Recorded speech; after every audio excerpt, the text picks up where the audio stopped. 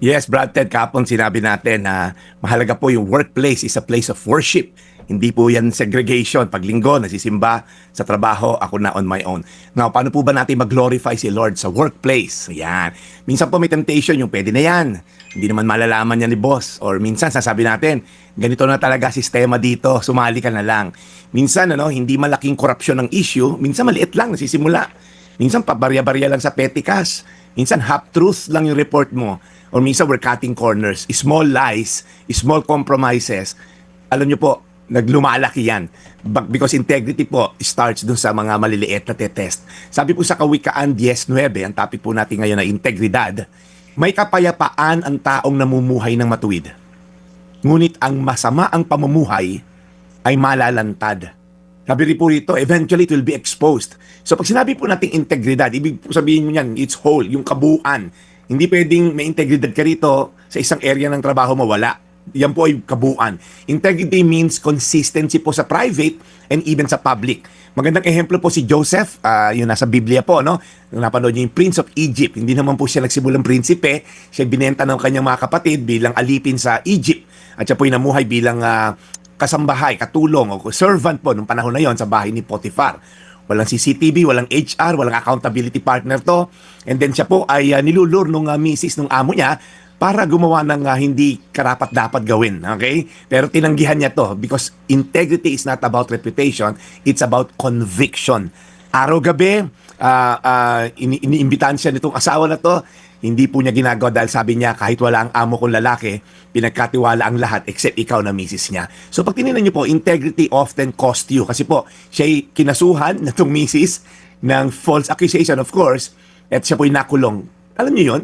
Ikaw na nga hindi nandaya, ikaw pa itong nalulugi, ikaw pa itong hindi na-promote, you refuse to join gossiper, ikaw pa ngayon itong na-isolate. Alam niyo po yun, integrity may cost you temporarily, but compromise cost you permanently. So, okay lang pong mawala ng oportunidad dahil ginawa mo yung tama, kaysa naman nag-compromise ka sa mali at habang buhay mong pagsisisihan. Pangatlo po, as we end, integrity is rewarded.